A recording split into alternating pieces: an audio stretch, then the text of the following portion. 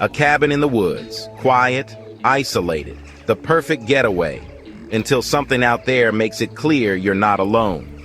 What started as a peaceful retreat quickly turned into a night of pure terror. Welcome to POWERFLOW, where we dive into real horror stories that will make you think twice about being alone in the dark. This is the chilling true story of a cabin encounter they'll never forget. And after hearing it, neither will you. The worst kind of fear is the kind you can't see. It's the rustle in the woods just beyond the firelight, the creak on the stairs when you know you're alone. It's the feeling of being watched, of something cold and hungry lurking just beyond the reach of your senses. Winter, with its long nights and isolating storms, has a way of amplifying these fears. The world contracts, shrinks down to the flickering circle of warmth we create for ourselves. And in the shadows beyond that circle, anything can hide. These are 3 stories of winter, of isolation, and of the unseen things that go bump in the night. They are stories that will chill you to the bone. Vermont, 2018. A young couple, eager for a romantic getaway, rented a secluded cabin deep in the woods. Surrounded by snow-laden pines, the cabin promised peace, quiet, and solitude. But something felt off from the start.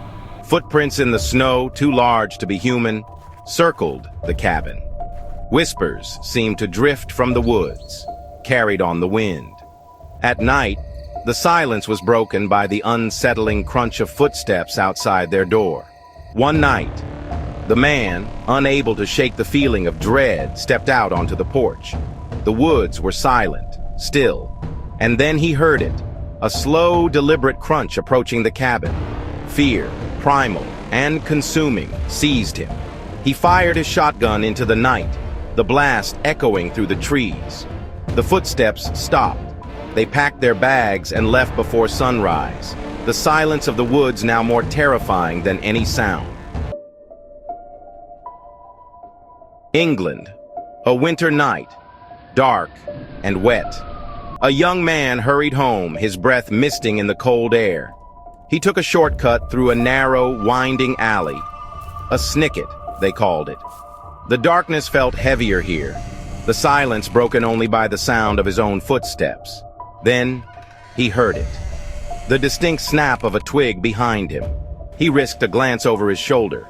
A tall, shadowy figure was silhouetted against the faint glow of the streetlight behind him. He broke into a run, his heart pounding against his ribs. He fumbled with his keys, his hands shaking as he reached his front door. The door wouldn't budge. It was locked. He rattled the handle, panic rising in his throat. He finally managed to get inside, slamming the door shut behind him. He stood there for a moment, catching his breath, listening. The sound of footsteps, slow and deliberate, came from the other side of the door. He didn't move, didn't breathe, until the footsteps finally faded away. A blizzard raged outside, blanketing the city in a thick layer of snow. A man, worried about his elderly blind father, braved the storm to check on him. As he approached his father's condo, he noticed something strange. A single set of footprints leading up to the front door, but none leading away.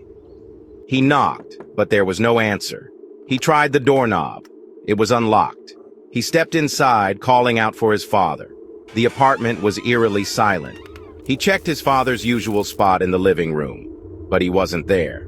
He called the police, his unease growing with every passing moment.